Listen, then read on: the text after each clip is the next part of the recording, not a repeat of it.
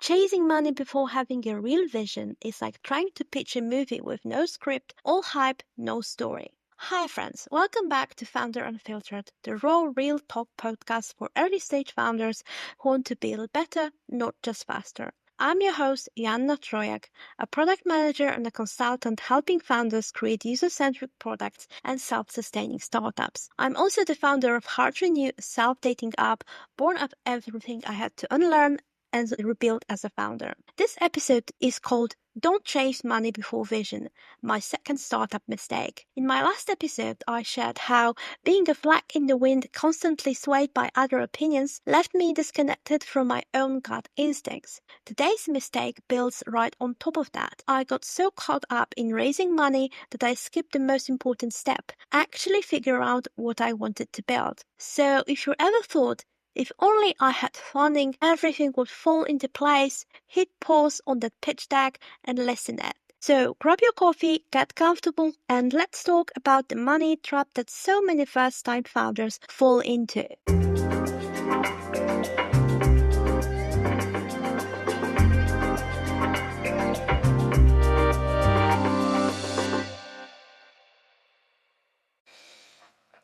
When you lack confidence in your own abilities, as I did, you start to believe that everyone else is more equipped, more knowledgeable, and more capable of running a startup than you are.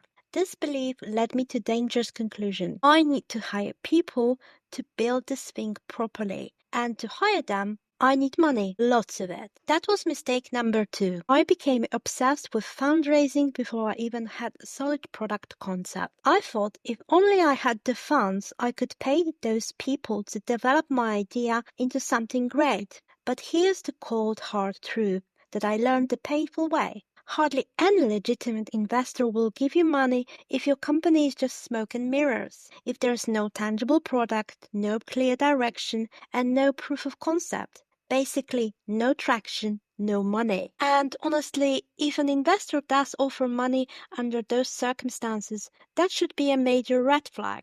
They are either clueless and won't be much help in your business, or worse, they're trying to take advantage of you. Nevertheless, in my first startup, I attempted to get an investor on board, but every time I was trying to set up a meeting with them, even just to talk or to get their opinion or advice, I heard no over and over again. Now, you might be thinking, well, not all funding comes from traditional investors. And you'd be right. In my case, after my attempt to get an investor didn't pan out, I decided to apply for a government grant from the European Union. It seemed like a perfect solution, free money that didn't require giving up equity. What could go wrong? A lot, as it turns out. Government grants come with a mountain of paperwork and tons of strings attached. When you apply for a grant, you have to explain in excruciating details what you plan to do with the money. The problem, at that early stage, when you're just a startup, I didn't even know what my product was. I was working with just a rough idea, a hypothesis of what might work that had to be tested. A lot could change. I could pivot or decide the whole idea is not viable, but I couldn't do it. But to get the grant, I had to lock myself into the rigid plan. Any changes I wanted to make had to be approved, which took weeks, sometimes even months. This bureaucratic nightmare stifled innovation because everything revolved around meeting preset indicators, not creating something new and groundbreaking. I remember that one LinkedIn post from somebody who asked if those EU grants are good or bad, and majority of the people in the comment section said that they are bad. Some of them shared some stories about getting the grant and starting their first company. Things went wrong, and just like me, they've realized that there's a better way. Some people got the grant, but they refused to sign the contract due to many risks involved, and the institution was utterly surprised that they don't want the money. How strange. There were also very rare voices saying that grants are not bad, but they are not suited for companies that are making so much changes. Basically, they are not suited for early-stage startups. If I could travel through time, I would probably tell my earlier version that first, do a prototype and get a better sense of what you are building. Do not let the grant be your only stream of income. There's a more sustainable, agile way to move forward, one that doesn't involve being shackled to slow-moving system, which I wish I had taken from the beginning, is to stop obsessing over how to get money and start focusing on what you can do with the resources you already have. It's not glamorous, but it's a lot more practical and sustainable in the long run. This is what smart founders do. Let me share a few examples that I find particularly inspiring. Take Basecamp, formerly known as 37 Signals. They started with just $16,000 in initial investment money and built project management software that grew to millions in annual revenue before taking any outside funding. Co-founder Jason Fried is now a local advocate for bootstrapping, having written books like It Doesn't Have to Be Crazy at Work or Rework about this approach. Or consider Calendly, founded by Tope Awatona, who invested his life savings of $200,000 instead of seeking venture capital. The schedule platform reached profitability within 2-3 years and eventually grew to a $3+ billion valuation before taking any significant funding. Then there's Atlassian, the Australian software company behind Jira and Confluence. They bootstrapped for 8 years before accepting $60 million in funding. By that point, they already had $59 million in annual revenue. They are now valued at over $40 billion. The pattern here is clear. These successful companies focus on building something valuable first, then sought funding when they were in a position of strength, not desperation. I often think about how differently things might have gone if I had followed this path from the beginning.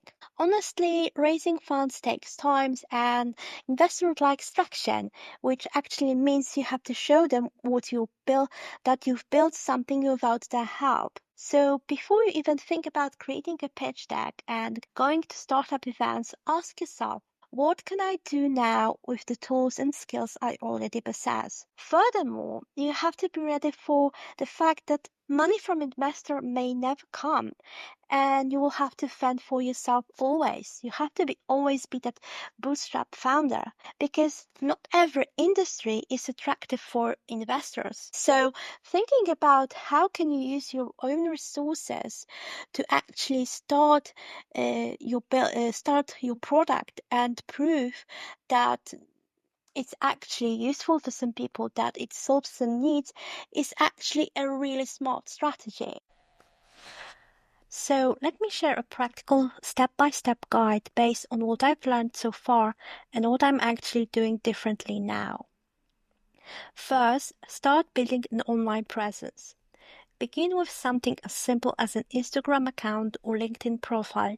Focus on your area of expertise. Yes, it takes time and effort to grow a significant following, but you can do it during your downtime, whether it's after work or between classes. Focus on sharing content that resonates with the audience you want to build around your startup. According to Startup Genome Report, startups that validate their ideas through social media engagement before seeking funding have a 30% higher success rate in reaching product market fit. That's significant. Buffer is a great example of this approach. They acquired the first 100,000 users primarily through Twitter, growing from $0 to $1 million in an annual recurring revenue without traditional marketing. The founder, Joel Gascoigne, documented how just 1,000 engaged followers helped validate the initial product. This is what I'm doing now, sharing my own journey on LinkedIn. I'm showing people what I'm building and sharing some painful lessons from what I've learned previously. I don't have buffer level traction yet, but I'm slowly moving in the direction I want to go. And you know what? It's already opening doors that were previously closed to me. The second step is to use no-code tools to build a prototype. After gathering enough feedback on your idea, you'll have a clearer vision of what your product could be. The next step is to create a basic prototype using no-code tools like Webflow, Bubble, or my personal favorite, Flutterflow. Yes, there's a learning curve involved, but trust me, it's manageable. These platforms allow you to bring your idea to life without hiring an expensive development team. I wish I had done this from the start instead of trying to raise money to hire developers. Gartner research projects that by 2025, the no-code development platform market will grow by over 65%, reaching $45.5 billion globally. This rapid growth demonstrates the increasing viability of building products without traditional coding. According to Forrester, 84% of enterprises have begun using low-code, no-code tools to reduce strain on IT department and accelerate digital transformation. Furthermore, a study found that no-code development reduces initial startup costs by an average of 56% compared to traditional software development. Let me tell you something from my experience. You can have an ugly but functional MVP in days, and you don't have to spend $1 on it. It's quick and flexible. Using a traditional software team is not. I've done that, and honestly, the product was comparable with my own prototype that I'm working on, but it cost me significantly more time and money, and I have the flexibility to improve it on my own based on the feedback that I'm gathering from the users. The third step is to validate before you spend big. With a prototype in hand and a growing social media following, you now have something tangible. If at any point you decide the idea isn't feasible based on the feedback from the users, you can move on with minimal financial loss. But if it seems promising, you'll be in a much better position to pitch to investors or even bring others on board. You can focus on improving what you've built, marketing it, and sharing your lessons, successes, and failures online. Who knows? At some point, investors might come to you on their own, which puts you in a much stronger negotiating position. Or maybe you decide that you don't even need them because you are earning so much money that you are good on your own. I think about my own experience trying to raise money without having built anything substantial. I was always in the weaker position, practically begging for someone to believe in an idea that I couldn't even properly articulate. How different would things have been if I had approached those same investors with a working prototype and a small but growing user base? The real lesson here is that you don't need to wait for big funding to get started. Sure, money can help accelerate growth, but if your startup is just an idea with no real substance, no amount of money will save it. I've come to realize that innovation often happens under constraints. When you then have a lot of money to throw at a problem, you become more creative and more resourceful.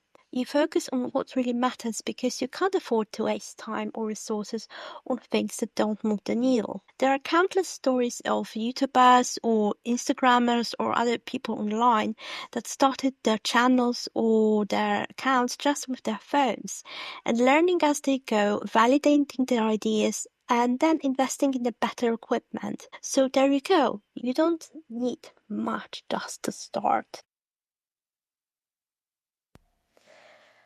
There's also a psychological aspect to this that I want to touch on. When you're constantly chasing funding, it's easy to fall into the trap of thinking that money will solve all your problems. If only we had more money, we could do X, Y, and Z. But that's really the case. Money amplifies what's already working, but it rarely fixes fundamental issues with your business model or product. If you're building something that doesn't solve a real problem or doesn't resonate with users, throwing money at it won't help. I think there's also an ego component to fundraising that we don't talk about enough. There's something validating about having someone invest in your idea, especially when you're insecure about your own abilities.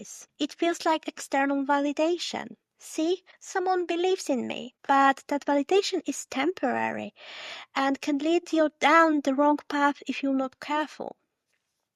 Looking back, I think part of my obsession with raising money was about seeking that validation. I wanted someone else to tell me my idea was good because I wasn't confident enough to trust my own judgment. That's a dangerous mindset for a founder. The healthier approach is to seek validation through actual users and customers. When someone is willing to use your product, even a rough early version, and especially if they're willing to pay you for it, that's the kind of validation that really matters. That's the signal you should be looking for, not the approval of investors who might have very different incentives than you do. And if you're listening while thinking, why should I listen to you? You botched your first startup. Take it from Liquid Dev CEO Mike Cesario. Yeah, the guy who decided to disrupt the most boring industry, water. I've recently watched his masterclass, and he basically said that getting an investor is like gambling. Most of them won't bet on you until you've removed some of the risk. This could be building a prototype, showing that there is some demand for your product and that you are the best person to make this real. And he shows how he used the power of social media and early engagement for his brand to prove to investors this is something they should bet on. If you're at the beginning of your startup journey, here's my advice. Trust yourself more. I didn't, and I paid the price. You don't need to hire an army of experts right away, and you definitely don't need to raise millions to get started. You have more resources at your disposal than you think. Use them wisely, build small wins, and validate your idea step by step. This isn't just about being frugal, it's about being strategic. When you bootstrap, you maintain control over your vision and your company's direction. You can move quickly and make decisions based on what's best for your product and your users, not what will please your investors. And when you do eventually decide to raise money, if you actually think that's the right path for your business, you'll be doing it from a position of strength. You'll have proof that your idea works and there's demand for it, and you're capable of executing your vision. That's a much better foundation for a successful fundraising round than just an idea and a dream. Investors respect founders who can show they've been resourceful and creative with limited resources. It demonstrates the kind of grit and determination that's essential for a startup success. If you're strategic and resourceful, you'll find that you can achieve a lot more with less. And once you've got a product following the proof of concept, that's when the right investors will be lining up to work with you, not the other way around. I close with this thought. The biggest mindset shift I had to make as an entrepreneur is realizing that constraints breed creativity. Limited resources force you to focus on what truly matters. They compel you to be scrappy, inventive, and resourceful, all qualities that serve you well in the long run, regardless of how much funding you eventually raise. So if you're stuck in the mindset that I was in, thinking you need a lot of money before you can start building, I challenge you to flip that around. Ask yourself what you can build now with what you have. The answer might surprise you. In our next episode, I'll dive into mistake number 3 from my startup journey. A mistake related to how I approach partnerships and collaborations. That was another expensive lesson that I'm eager to share with you. Until then, remember, build first, raise later, and always trust your vision more than you trust the promise of others people's money. This is Founder Unfiltered. Thanks for listening, and I'll catch you next time.